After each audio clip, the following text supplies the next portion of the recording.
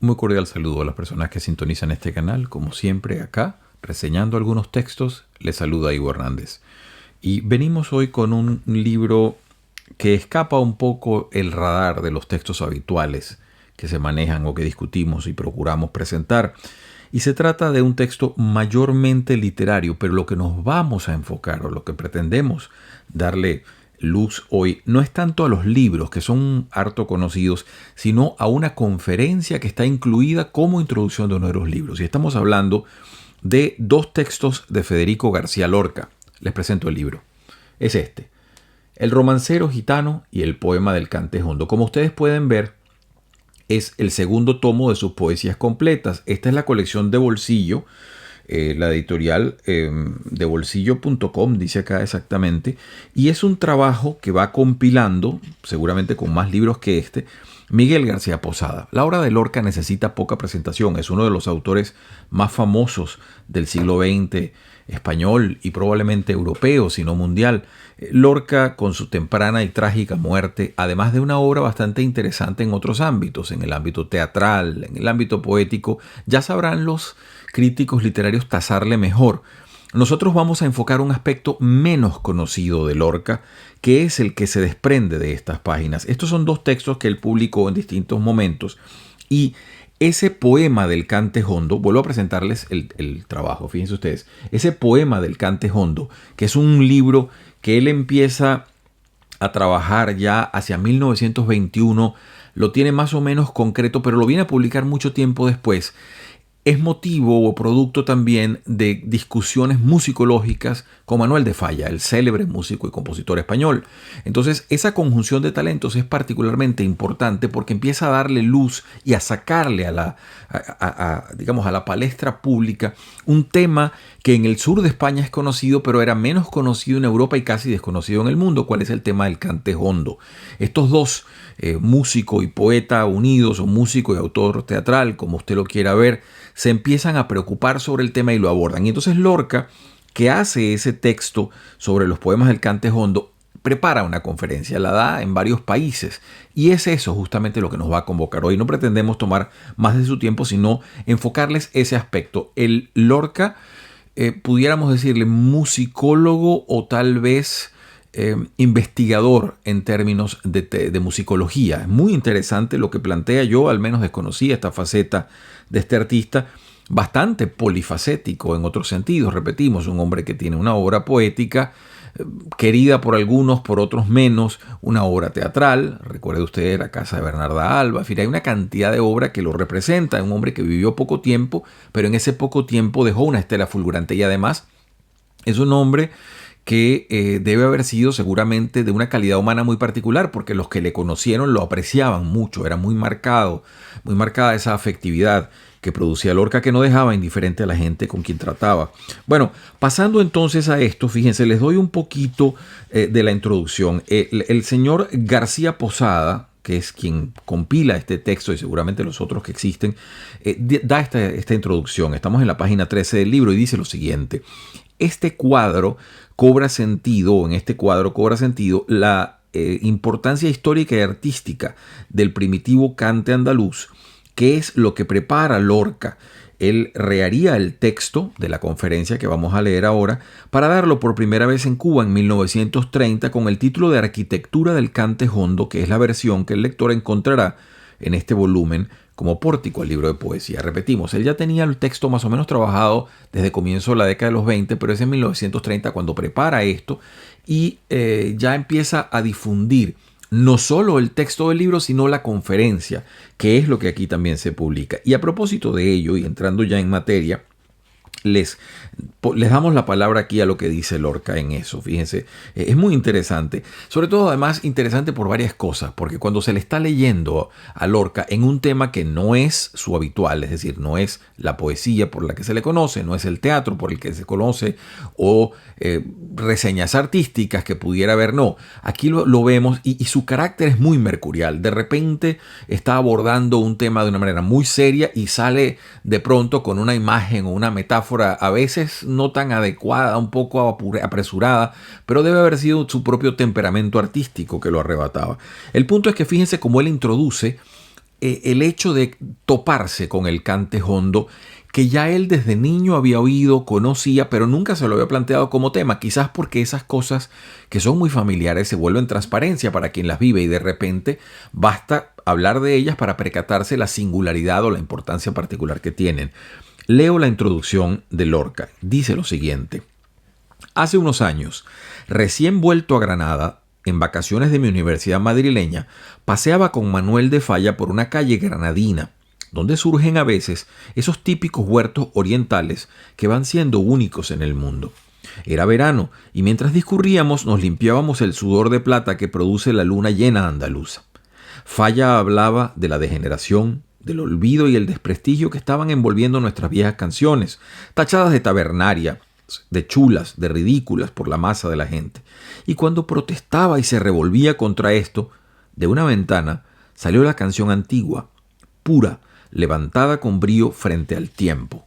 Y entonces él copia brevemente la copla que se cantó allí. Y dice: flores, dejadme, que aquel que tiene una pena no se la divierte nadie. Salí al campo a divertirme, dejadme, flores, dejadme. Nos asomamos a la ventana, dice Lorca, y a través de las celosías verdes vimos una habitación blanca, aséptica, sin un cuadro, como una máquina para vivir, de esas del arquitecto Le Corbusier, y en ella dos hombres, uno con la guitarra y el otro con su voz. Y notamos perfectamente que aquella guitarra no era la guitarra que viene en los estuches de pasas y que tiene manchas de café con leche, sino que era la caja litúrgica, la guitarra que sale por las noches cuando nadie la ve y se convierte en agua de manantial, la guitarra hecha con madera de barca griega y crines de mula africana. Entonces Falla se decidió a organizar un concurso de cante hondo con la ayuda de todos los artistas españoles. Y la fiesta fue por todos los conceptos un triunfo y una resurrección. Aquí vemos la anécdota, repetimos él lo plantea también quizás un poco más suavemente lo que debe haber sido el proyecto que los embargó ante aquella sorpresa, cuando ambos se dan cuenta: mira tú, aquí está de frente y justo ahí ante nosotros ese cante que nos trasciende como cultura y que nos envuelve en ella. Sigo leyendo. Y aquí vemos el conocimiento que él maneja y la investigación que le ha dedicado al tema. Dice en la página 23, estamos leyendo su conferencia, que es lo que nos convoca realmente, porque la poesía no la vamos a trabajar, sino esa conferencia que él llama Arquitectura del Cante Hondo. Dice en la página 23 Lorca: antes de pasar adelante, yo quiero hacer una distinción esencial que existe entre cante hondo y cante flamenco. Distinción esencial en lo que se refiere a la antigüedad, a la estructura y al espíritu de las canciones. Se da el nombre de cante hondo a un grupo de canciones andaluzas cuyo tipo genuino y perfecto es la siguirilla gitana, de la que se derivan otras canciones, aún conservadas por el pueblo, como son los polos, los martinetes, deblas y soleares. Las canciones llamadas malagueñas, granadinas, rondeñas, peteneras, tarantas, cartageneras y fandangos no pueden considerarse más que como consecuencia de las antes citadas, y tanto por su construcción como por su ritmo difieren de ellas. Esas son las llamadas flamencas. Entonces ahí nos plantea la primera gran distinción, y es muy interesante para un latinoamericano leer esto. ¿Por qué? Porque esto es precisamente el sumo de lo que recibe en términos musicales ese primer contacto de Europa o de España, vale decir, con Latinoamérica. Y esos géneros se van a ver claramente en los virreinatos y en diversos países de las colonias. Ese proceso colonial que duró aproximadamente unos 300 años, ubíquese usted más o menos entre 1500 y 1800, poco más, poco menos, seamos flexibles. Las independencias comienzan, pudiéramos decir que el grito de Dolores, por decir algo, 1808, 1809, y bueno, por supuesto, la llegada de Colón en 1498, entre el 92 y el 98, todo ese proceso que va allí envuelve una riqueza cultural musical muy importante y que los virreinatos son testigos. Y cuando él empieza a hablar de estos géneros, cualquier latinoamericano puede vincularse, cualquier latinoamericano sabe lo que es un polo, sabe lo que es una malagueña, en fin, son géneros musicales a los cuales él alude. Sigo leyendo la clasificación musicológica que hace Lorca. Las diferencias esenciales del cante hondo con el cante flamenco consisten sencillamente en que el origen del primero, es decir, del cante hondo, hay que buscarlo en los primitivos sistemas musicales de la India, es decir, en las primeras manifestaciones del canto, mientras que el segundo, consecuencia del primero, puede decirse que toma su forma definitiva en el siglo XVIII, es decir, le toca, por supuesto, si es el siglo XVIII, le toca de lleno a Latinoamérica y a las colonias españolas. El cante hondo, sigo leyendo a Lorca, es un canto teñido por el color misterioso de las primeras edades de la cultura. El cante flamenco es un cante relativamente moderno donde se nota la seguridad rítmica de la música construida, color espiritual y color local. He aquí la honda diferencia, es decir, el cante hondo, acercándose a los primitivos sistemas musicales, es tan solo un perfecto balbuceo, una maravillosa ondulación melódica que rompe las celdas sonoras de nuestra escala atemperada, que no cabe en el pentagrama rígido y frío de nuestra música actual y quiebra en pequeños cristalitos las flores cerradas de los semitonos. Esto que está diciendo aquí con ese lenguaje tan poético es exacto, es decir, lo que él pretende decirnos es que la música como nosotros la entendemos se escribe básicamente en un lenguaje que es de 12 notas entendiendo de las famosas 7 notas más los semitonos que se componen entre ellas. Entonces tiene la distancia entre una nota y otra. Por ejemplo, si usted ha oído hablar de do, re, mi, fa, sol, la distancia entre un do y un re en música se entiende como un tono. La distancia, si queremos picar eso, tendríamos entonces que llevar el do a un do sostenido, que es una especie de simbolito que se coloca, o bajar el re. Y estamos hablando aquí solamente de vibraciones, que es lo que produce la onda musical. Entonces, si usted pone el do y lo sube, sería un do sostenido. Y por conveniencia, nuestra música occidental se escribe así, es decir, tenemos el tono como la mayor distancia entre dos notas y el semitono. No existe para nosotros en notación una capacidad de hacer algo más pequeño. Por supuesto, hay músicos experimentales que tienen una semiótica particular y que sí, que ponen símbolos y tal. Pero lo que él quiere decir acá, y es muy interesante entenderlo, es que esta música que antecede a Guido de Arezzo, a toda la clasificación musical que nosotros conocemos, es una música que se maneja con tercios de tono, cuartos de tono, en fin, con modulaciones mucho más ricas y mucho más complicadas. Es lo que está tratando de decir Lorca con ese lenguaje tan particular. Fíjense además, dice, el cante flamenco, en cambio, no procede por ondulación, sino por saltos. Él llama salto eso de ir de tono, semitono, ¿no? Como en nuestra música. Tiene un ritmo seguro, es artificioso, lleno de adornos y recargos, y nació cuando ya hacía siglos que Guido de Arezzo había dado nombre a las notas. Guido de Arezzo es por quien nosotros entendemos la clasificación musical, es un italiano y nos dejó ese do, re, mi, fa, sol, la, si, do. Si usted está en los países probablemente anglosajones, ellos no lo dicen así, lo dicen con letras. Entonces hay una equivalencia en donde la nota la es un A, la nota si es un B, en fin. Pero lo que él quiere decir es que esto antecede a toda esa notación posible con la cual nos entendemos actualmente en la música. Sigo leyendo. El insigne Falla dice acá que ha estudiado la cuestión atentamente, afirma que la Siguirilla Gitana es la canción tipo del grupo cante hondo y declara con rotundidad que es el único canto que nuestro continente ha conservado toda su pureza. La Siguirilla Gitana comienza por un grito terrible, un grito que divide el paisaje en dos hemisferios ideales. Después la voz se detiene para dar paso a un silencio impresionante y medido. Un silencio en el cual fulgura el rastro del lirio caliente que ha dejado la voz por el cielo. Después comienza la melodía, ondulada e inacabable, en sentido distinto a, por ejemplo, Bach. Muy interesante cómo él se maneja acá con una fluidez intelectual digna de todo elogio. A mí me impresionó mucho leerlo y les digo más cosas porque esta conferencia que él anotó y que está dando ante un público, además es una conferencia particular porque tiene pausas en donde dice disco, es decir que Lorca se tomó la molestia de preparar el texto que está muy bien investigado y además ponía ejemplos musicales. De hecho, hay una parte acá en donde él se busca como uno de los personajes, cita muchos personajes del cante hondo, algunos de ellos se me escapan, pero uno de los que recuerdo y que está acá, y que es un personaje muy conocido, usted lo puede buscar en videos de YouTube, es la famosa Niña de los Peines. Y fíjense ustedes, dice acá, esta Siguirilla Gitana que ustedes van a oír está cantada por Pastora Pavón, la conocida niña de los peines, maestra de gemidos, criatura martirizada por la luna o bacante furiosa. Y entonces él nos advierte, fíjense lo que le dice al público que va a oír esto, dice, cuando parece que desafina, no es que desafina, sino todo lo contrario, es que afina de manera increíble, puesto que por milagro especial del estilo y pasión, ella da tercios y cuartos de tono, cosa imposible de registrar en un pentagrama. Ahí tiene absolutamente la razón. Es decir, no puedo decir si la niña de los peines hacía eso porque no lo he escuchado, pero sí puedo decir que si una persona es capaz de producir un tercio o un cuarto de tono, un músico con los símbolos que tenemos habituales tendría que hacer, no se sabría, es muy difícil eso. Y es una cosa que existe porque es una distancia fácilmente medible.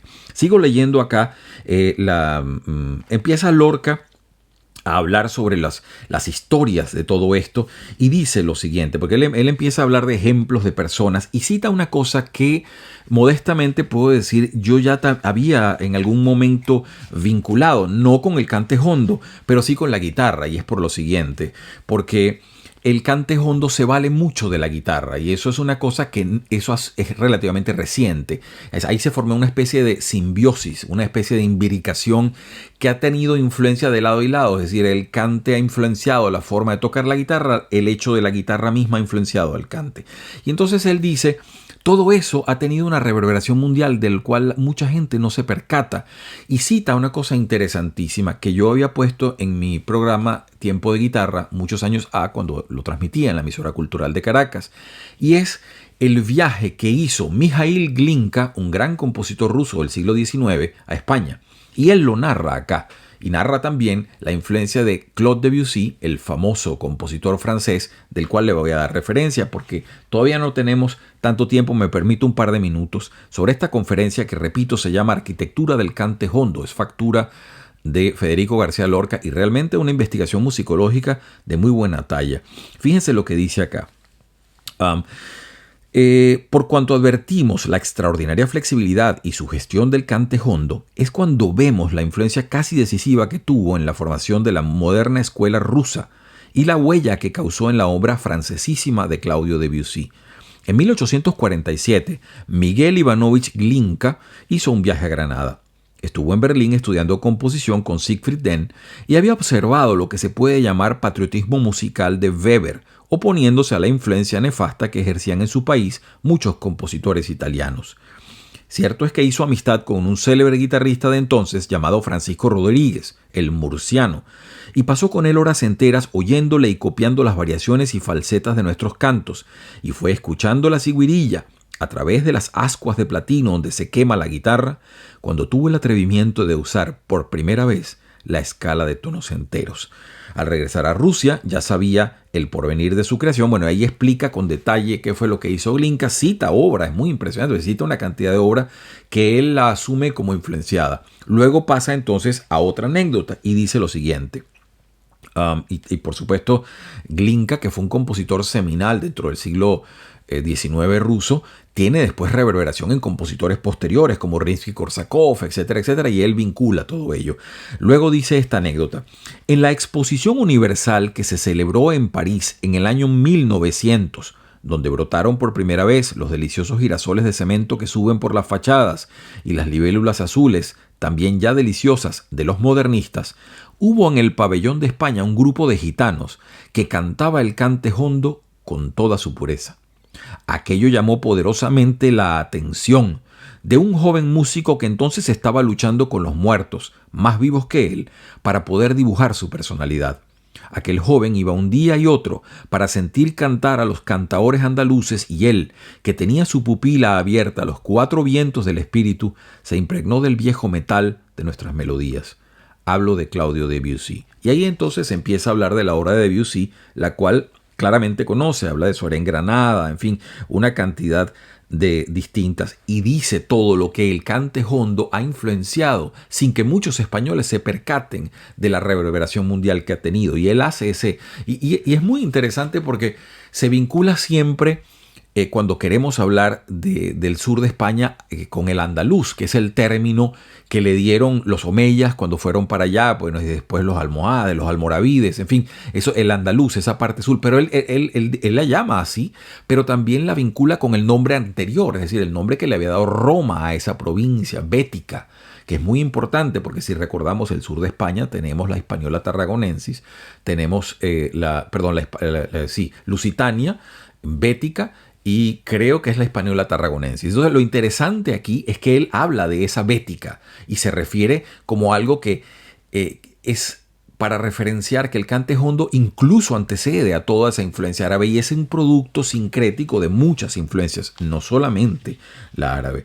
Paso a decirles de esa parte y ya cierro porque el tiempo se nos hace escaso hablando de esta conferencia Arquitectura del Cante Jondo de Federico García Lorca. Realmente muy bien redactada, muy bien hecha y habría sido una delicia poder escuchar los ejemplos musicales que este hombre, porque pues, se ve en el texto que él pone y de repente interrumpe, pone en paréntesis disco, es decir, ahí venía el ejemplo musical de lo que él trataba de hacer.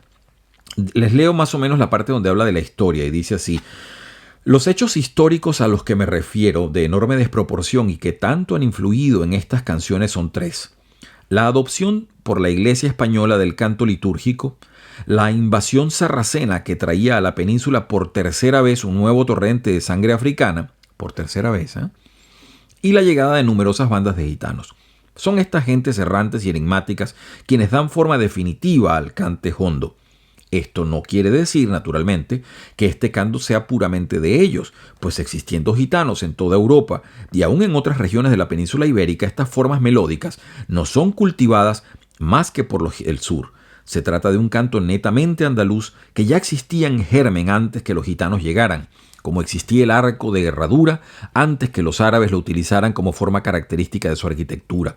Un canto que ya estaba levantado en Andalucía desde probablemente vetas profundas con los desgarradores ritmos judíos, padres hoy de toda la música eslava. Y ahí se lanza una disertación que usted puede o no estar de acuerdo, pero que uno nota que se tomó el tiempo de investigar para entonces conducir sus ideas entre parte y parte.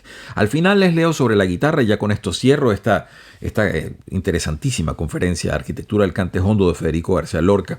Y dice así: no hay duda que la guitarra ha dado forma a muchas de las canciones andaluzas, porque éstas han tenido que ceñirse a su constitución tonal, y una prueba de esto es que las canciones que se cantan sin ella, como los martinetes y las gelianas, en ellos la forma melódica cambia completamente. Y sigue hablando allí: la guitarra ha construido al cante jondo, ha labrado, profundizado la oscura masa oriental, judía y árabe antiquísima, pero por eso balbuciente. La guitarra ha occidentalizado el canto y ha hecho una belleza sin par y belleza positiva del drama andaluz, oriente y occidente en pugna, que hacen de Bética una isla de la cultura. Esa Bética es la que le decía, como él está diciendo, que esto antecede al andaluz. Muy interesante. Entonces, realmente me asombra mucho a mí ver este conocimiento, una persona tan joven y tan familiarizada con algo que le es propio y mostrándole al mundo, dice: mire, esto que está aquí, que ha sido un producto sincrético de diversas culturas y de muchos siglos que se ha macerado y que ahora con la guitarra cobra una vida inusitada y nueva, es algo que merece la atención del mundo. No le voy a quitar ya más tiempo, creo que vale la pena. Si usted tiene la posibilidad, es este texto que nos está convocando, Federico García Lorca. Ahí está su famosísimo Romancero Gitano. Hay muchísimos poemas que son de conocimiento público que están allí y ya por ello valdrían el libro. Pero lo que nos ha llamado hoy la atención es en el libro, el poema del cante jondo, la conferencia con que él abre ese libro. Realmente un estudio musicológico que amerita atención y que llama profundamente a admirar la intención de García Lorca de hacer universal algo que ya lo era y que él vivía desde niño, el cante jondo, junto con Manuel de Falla. No les quitamos más tiempo, les saluda Ivo Hernández, venimos con más textos después y ha sido como siempre un placer poder compartir las emociones que nos deparan libros que están vigentes en nuestro día a día. Gracias por estar allí.